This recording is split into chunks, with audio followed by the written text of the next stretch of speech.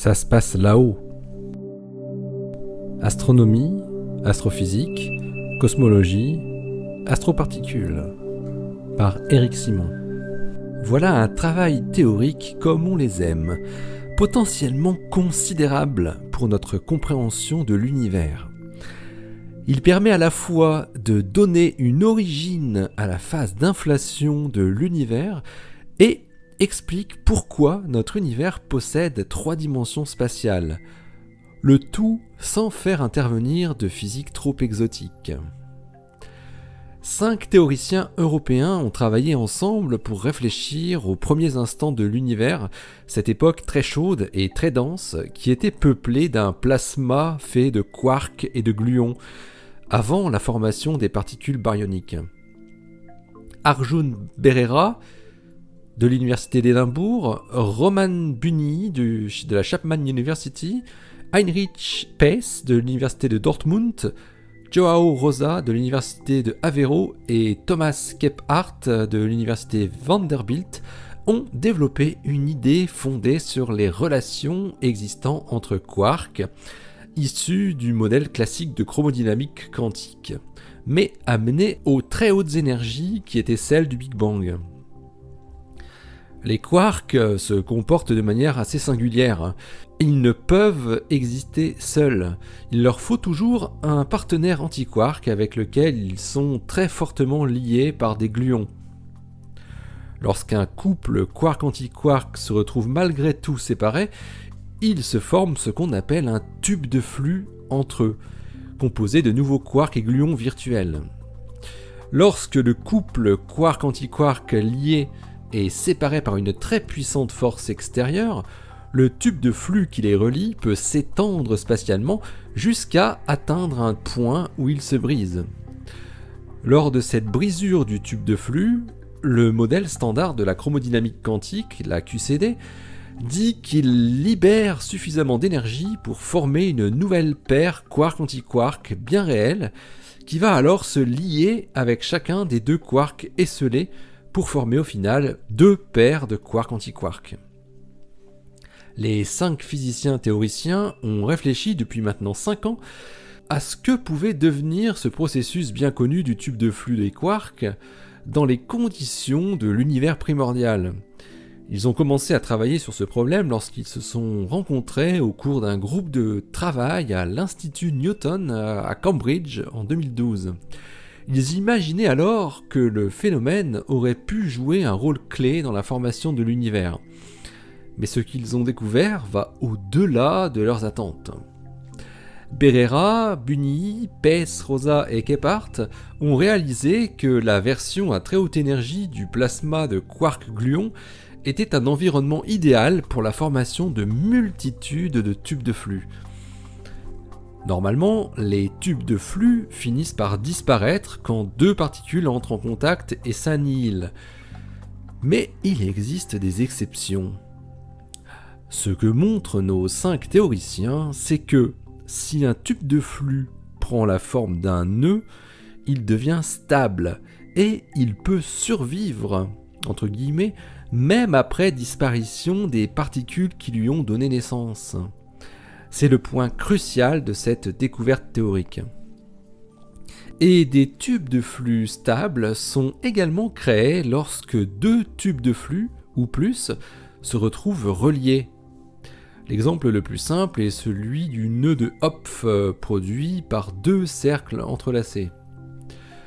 Les auteurs montrent alors que, de cette façon, l'univers entier, qui n'était pas encore très grand, devait être rempli d'un réseau serré de tubes de flux entrelacés de manière à minimiser leur énergie.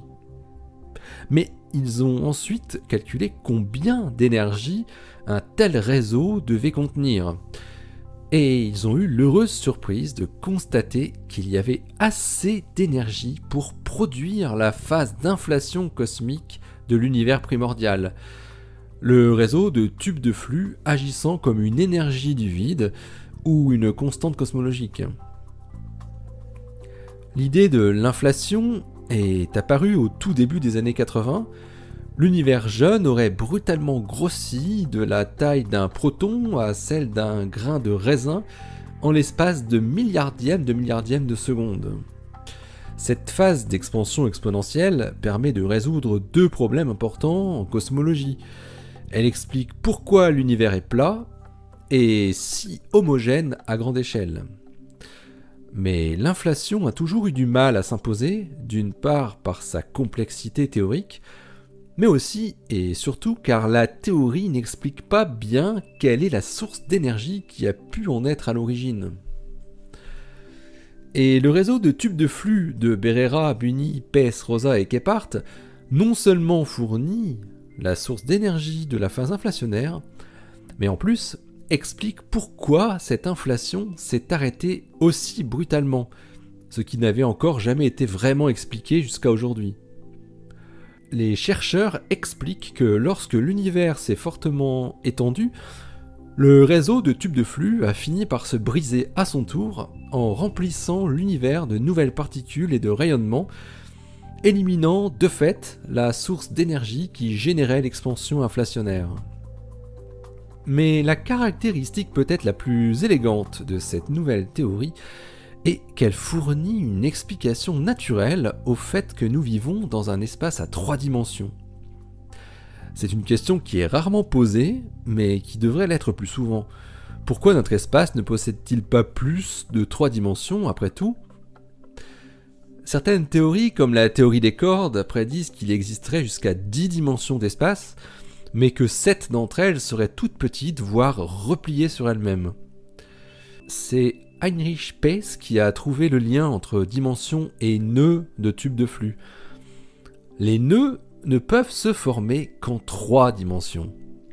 Si on ajoute une dimension spatiale supplémentaire, les nœuds se défont, tout simplement. Les nœuds d'objets comme les tubes de flux ne sont stables topologiquement qu'à 3 dimensions, ce qui a été démontré par des mathématiciens spécialisés dans le domaine de la topologie. Pour cette raison, ces tubes de flux des quarks, noués ou reliés entre eux, ne peuvent pas se former dans un espace à plus de 3 dimensions. Si l'idée du réseau de tubes de flux à l'origine de l'inflation est correcte, cela implique donc directement que l'inflation n'a pu avoir lieu qu'en 3 dimensions spatiales. Si d'autres dimensions existent, elles devraient forcément avoir une taille infinitésimale. Après avoir présenté leurs premiers résultats, Berera, Buni, Pes, Rosa et Kephart annoncent qu'ils vont s'atteler à produire une modélisation détaillée des propriétés et de la dynamique du réseau de tubes de flux, dans le but de pouvoir faire des prédictions de phénomènes pouvant être observés et ou testés. L'article de Berera, Buni, Kephart, Pes et Rosa, dans l'ordre ou dans le désordre, peu importe, s'intitule Naughty Inflation and the Dimensionality of Space-Time. Et il est paru dans European Physical Journal C, le 14 octobre 2017. Et il est en accès libre, donc en open access, vous pouvez le consulter, car je mets le lien en bas du billet sur le blog, ça se passe là-haut. Allez, d'ici la prochaine, portez-vous bien, restez bien les yeux vers le ciel et les pieds sur terre. Salut!